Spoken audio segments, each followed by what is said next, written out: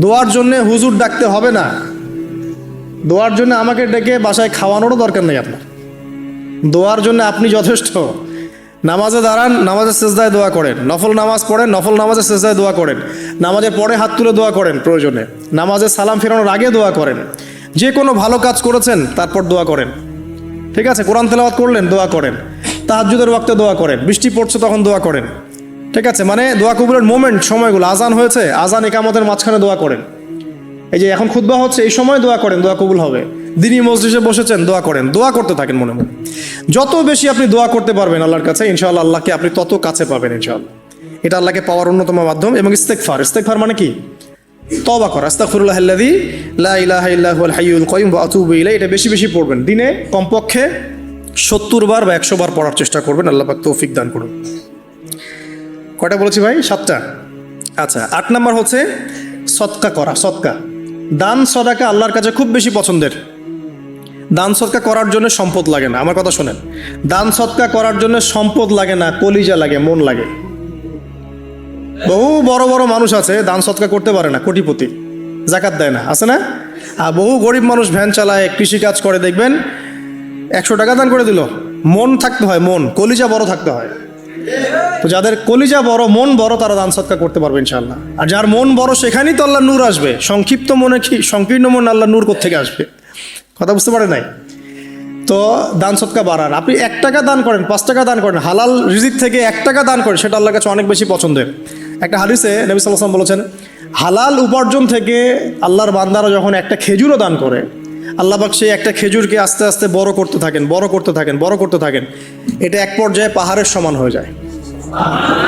এবং কিয়ামতের মাঠে মানুষ তার দান এবং সাদাকার যে ছায়া, এই ছায়ার নিচে অবস্থান করবে। আপনার বিপদ হয়েছে, দান সদকা করেন, বিপদ দূর হয়ে যাবে ইনশাআল্লাহ। জটিল কোনো রোগ হয়েছে, কোনো ডাক্তার ট্রিটমেন্ট করতে পারছে না, সদকা করেন, রোগ ভালো হয়ে যেতে পারে ইনশাআল্লাহ। সদকার ব্যাপক ফজিলত আছে। সদাকা, দান সদাকা, দোয়া, এগুলো তাকদিরের যে বিপদ আপদগুলো আছে না, ঝুলে আছে, আমাদের তাকদিরে বিপদ আছে না অনেক, এগুলোকেও সরিয়ে দিতে পারে আলহামদুলিল্লাহ। এই শক্তি আছে দোয়া এবং দান সদকার মধ্যে। আল্লাহ পাক আমাদেরকে বেশি বেশি সদাকা করার তৌফিক দান করুন, আমিন। আর সদাকা নফল না করতে পারলেও কমপক্ষে ফরজ জাকাতটুকু দিবেন, ফরজ জাকাতটুকু দিবেন। কারণ জাকাত, সদকা এবং ব্যবসা, এগুলো হচ্ছে ইসলামিক অর্থনীতির মূল ভিত্তি, এর সাথে কৃষিকাজ। আর দুটো বলে শেষ করে দেই। 9 নম্বর হচ্ছে আমর বিল মারুফ এবং নাহি আনিল মুনকারের কাজ করা, মানে সৎ কাজের আদেশ করা, মানুষকে অসৎ কাজে নিষেধ করা। এই কাজটা যে যত বেশি করবে সে তত বড় ব্যবসায়ী। কারণ কি, আপনার দাওয়াতে, আপনার লেকচার শুনে, আপনার বই পড়ে, আপনার নসিহত শুনে যদি একটা মানুষও দিনের পথে ফিরে আসে, ওই একটা মানুষের সারা জীবনের যে নেক কাজ, এই সমস্ত নেক কাজের একটা অংশ আপনি পাবেন ইনশাআল্লাহ। আবার আপনি কাউকে অন্যায় থেকে বারণ করেছেন, আপনার দাওয়াত শুনে কেউ সিগারেট ছেড়ে দিয়েছে, মাদক ছেড়ে দিয়েছে, জেনা ছেড়ে দিয়েছে, পণ ছেড়ে দিয়েছে, বা হারাম সুদ ছেড়ে দিয়েছে, ওই মানুষটা এখন সারা জীবন যত ভালো কাজ করবে, এই পুরো ভালো কাজের একটা অংশ আপনি পাবেন ইনশাআল্লাহ। এর চেয়ে বড় কিন্তু কোনো ব্যবসা নাই। এই কাজটা করলে আল্লাহ পাকের রহমত নেমে আসে, আর এই কাজটা ছেড়ে দিলে আল্লাহ পাকের গজব নেমে আসবে। যখন মানুষ ন্যায়ের আদেশ এবং অন্যায় নিষেধ ছেড়ে দিবে, আল্লাহর গজব নেমে আসবে। আর মানুষ যত বেশি সৎ কাজে আদেশ করবে, অসৎ কাজে নিষেধ করবে, আল্লাহর রহমত তত কাছে আসবে ইনশাআল্লাহ। আল্লাহকে পাওয়া যাবে ইনশাআল্লাহ তাআলা। আল্লাহ পাক আমাদেরকে তৌফিক এনায়েত করুন। হজ ওমরা করা, হজ ওমরা আল্লাহ পাক আমাদের সবাইকে বেশি বেশি করার তৌফিক দেখ। কারণ হজ এবং ওমরা এমন কিছু কাজ আছে যে কাজগুলো সরাসরি আপনার সাথে আল্লাহ পাকে কানেকশন করাবে। আরাফার মাঠে যাবেন, ওই মাঠে কি কিয়ামত হবে না? আল্লাহকে চিনতে পারবেন এখানেই। তারপরে যে সাই করেন না, সাফা মারওয়া সাই করে, ওখানে গেলে আপনি বুঝতে পারবেন যে কিভাবে ইসমাইল আলাইহিস সালামকে পানি দেওয়ার জন্য তার মা হাজারা এখানে দৌড়াদৌড়ি করেছেন। বাইতুল্লাহ দেখবেন, আপনি চিনবেন যে আল্লাহর তাওহীদ কি জিনিস। চোখে দেখার সাথে সাথে আপনার ভিতরে এমন একটা ফিলিংস আসবে যেটা ভাষায় প্রকাশ করা যাবে না। চোখে দেখার সাথে সাথেই এমন একটা ফিলিংস আসবে, আপনাকে আমি এটা ভাষায় প্রকাশ করে বোঝাতে পারবো না। আপনি জানবেন ইব্রাহিম আলাইহিস সালাম এবং তার ছেলে ইসমাইল আলাইহিস সালাম বাপ বেটা মিলে রাজমিস্ত্রির কাজ করেছে। এটা আপনি জামজাম কূপ দেখবেন, পানি পান করবেন, আল্লাহকে চিনতে পারবেন যে এই কূপ তো অলৌকিক। এই কূপের মতো কূপ নাই পৃথিবীতে, এর পানি কখনো শেষ হয় না। এবং এই পানি খেয়ে মানুষ বেঁচে থাকতে পারে, খাবারের দরকার হবে না। দীর্ঘদিন পর্যন্ত এই পানি খেয়ে মানুষ বেঁচে থাকতে পারবে, খাবারের প্রয়োজন হয় না। তো এই পানির মধ্যে এমন কিছু উপাদান আছে যেটা মানুষের শরীরের রোগগুলোকে শেফা দিয়ে দিবে ইনশাআল্লাহ তাআলা আল্লাহর হুকুমে।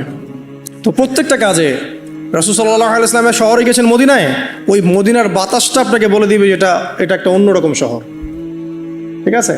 রাসূল সাল্লাল্লাহু আলাইহি ওয়াসাল্লামের রওজায় যাবেন, সামনে দাঁড়াবেন, আপনি আল্লাহকে চিনতে পারবেন। আপনি আর পৃথিবীতে থাকবেন না, অন্য জগতে চলে যাবেন। ওই যে বাকিউল গারকাত আছে, সাহাবীদের কবরস্থান জান্নাতুল বাকি, ওখানে ঢুকবেন, আপনার কাছে মনে হবে যে পৃথিবীটা আসলে কিছুই না। পৃথিবীর সবচেয়ে সেরা মানুষগুলো এই মাটির নিচে শুয়ে আছে। ওখানে আপনাকে খুবই তুচ্ছ মনে হবে তাদের সামনে। এই যে মানে বিভিন্ন জায়গায় গিয়ে আল্লাহকে চিনতে পাওয়া, এটা সবচেয়ে ভালো হয় হজ এবং উমরাতে গিয়ে। আল্লাহ পাক আমাদেরকে তৌফিক এনায়েত করুন, আমিন। তো এটা একটা আল্লাহকে পাওয়ার নিদর্শন। যাদের হজ ফরজ হয়ে গেছে অবশ্যই হজ করে ফেলবেন, আর যাদের সামর্থ্য আছে তারা বেশি বেশি উমরা করবেন। নবী সাল্লাল্লাহু আলাইহি ওয়াসাল্লাম বলেছেন, এক হজ পরের হজের মধ্যে যত গুনাহ মাফ করিয়ে দেয়, এক উমরা পরের উমরার মধ্যে যত গুনাহ সেগুলোকে মাফ করিয়ে দেয়। আল্লাহ পাক আমাদেরকে এই আমলগুলো করার তৌফিক এনায়েত করুন। 6 নাম্বার বলছি জিকির। আল্লাহ পাকের জিকির বাড়াতে হবে। যে আল্লাহ পাকের জিকির যত বেশি করবে, সে আল্লাহ পাকের মারিফত তত বেশি উপলব্ধি করবে, আল্লাহকে পাবে ইনশাআল্লাহ। আর এই জিকির করার জন্যে অজুও শর্ত নয়, জানেন? আল্লাহর জিকির করার জন্য কিন্তু অজু শর্ত নয়। আপনি মনে মনে চলতে ফিরতে অলওয়েজ সুবহানাল্লাহ, আলহামদুলিল্লাহ, আল্লাহু আকবার, লা ইলাহা ইল্লাল্লাহ, আস্তাগফিরুল্লাহ পড়তেই থাকতে পারেন। কষ্টের কিছু আছে? খালি জবান চলবে। মাঠে কাজ করছেন, ওই যে লাঙল দিয়ে কাজ করছেন, সেচ দিচ্ছেন, আপনি পড়তে থাকবেন আস্তাগফিরুল্লাহ ওয়া আতুবু ইলাইহি, লা হাওলা ওয়ালা কুওয়াতা ইল্লা বিল্লাহ, সুবহানাল্লাহ, আলহামদুলিল্লাহ, লা ইলাহা ইল্লাল্লাহ, আল্লাহু আকবার। কোনো সমস্যা নেই। রান্না বান্না করছে মেয়েরা, এটা করতে করতে পড়তে পারবে না? গাড়ি ড্রাইভ করতে করতে আপনি পড়তে পারবেন লা ইলাহা ইল্লাল্লাহ ওয়াহদাহু লা শারীকা লাহু, লাহুল মুলক ওয়া লাহুল হামদ ওয়া হুয়া আলা কুল্লি শাইইন কাদির। যে কোনো কাজ করতে করতেই ইল্লাল ইস্তেনজা বাদ দিয়ে। ইস্তেনজা কি জিনিস? প্রসাব পায়খানা। এই সময় এগুলো মুখ দিয়ে বলবেন না, দরকার নাই। আপনি এরপরে যে সময়গুলো আছে এগুলোতে আপনি জিকির বাড়াবেন। যে যত বেশি জিকির করবে তার কলব তত বেশি পরিচ্ছন্ন হবে। যার কলব যত পরিচ্ছন্ন, আল্লাহর নূর তার কলবে তত বেশি আসবে, সে আল্লাহ পাকে তত কাছে পাবে ইনশাআল্লাহ আযজা ওয়া জাল। আর সর্বশেষ একটা বলে শেষ করে দেই, সেটা হলো যে আল্লাহর দিনের খেদমত করা বা দিনের কল্যাণে নিজেকে নিয়োজিত রাখা। আল্লাহর দিনের খেদমত করা বা দিনের কল্যাণে নিজেকে নিয়োজিত করলে আল্লাহ পাককে পাওয়া যাবে ইনশাআল্লাহ। এই পৃথিবীতে আল্লাহ পাকের সবচেয়ে গুরুত্বপূর্ণ জিনিসটা কি? নিয়ামতটা কি? আল্লাহর দিন না? এই দিন ছাড়া কি পৃথিবীতে আর কিছু আছে? একটা হাদিসে আসছে যে পুরো পৃথিবীটাই তো অভিশপ্ত। পুরো পৃথিবীটা কি? অভিশপ্ত। শুধুমাত্র দিনের এলেম অর্জনের জায়গা ছাড়া, তালেবে এলেমদের জায়গা ছাড়া, দিনই মাহফিলগুলো ছাড়া, যেখানে নামাজ হয় এই জায়গাগুলো ছাড়া বাকি সব অভিশপ্ত জায়গা। তো এখানে পৃথিবীতে সবচেয়ে গুরুত্বপূর্ণ এবং ইম্পর্টেন্ট আল্লাহর কাছে প্রিয় জিনিসটা কি? আল্লাহর দিন। তো আল্লাহর সেই প্রিয় জিনিসটাকে যারা এগিয়ে নেওয়ার চেষ্টা করবে, সেই দিনের খেদমত করার চেষ্টা করবে, দিনের জন্য একটা মসজিদ করা, একটা মাদ্রাসা করা, হ্যাঁ, একটা ভালো কোনো প্রকল্প করার চেষ্টা করবে, আল্লাহ পাক কি তাদেরকে রক্ষণাবেক্ষণ করবেন না? আল্লাহ পাক তাদের অভিভাবক হবেন না? নিঃসন্দেহে হবেন ইনশাআল্লাহ। এবং ইনশাআল্লাহ তাআলা তারা পৃথিবীতেও সফল হবে, পরকালেও ইনশাআল্লাহ তাআলা সাফল্যের চাদর তাদেরকে আঁকড়ে ধরবে ইনশাআল্লাহ তাআলা। আল্লাহ রাব্বুল আলামিন আমরা সবাইকে এই দুনিয়াতে আল্লাহকে পাওয়ার তৌফিক দান করুন, এবং যে কাজগুলো করলে পরে আল্লাহকে পাওয়া যায় সেই কাজগুলো বেশি বেশি করে করার তৌফিক আল্লাহ পাক দান করুন। এবং পরকালে আল্লাহ রাব্বুল আলামিন আমাদের গুনাহগুলোকে মাফ করে আল্লাহর রহমতের চাদরে আমাদেরকে আবৃত করে নিন। আল্লাহুম্মা আমিন। আকুলু কওলি হাযা আস্তাগফিরুল্লাহ লি ওয়া লাকুম ওয়া লিসাইরিল মুসলিমিন।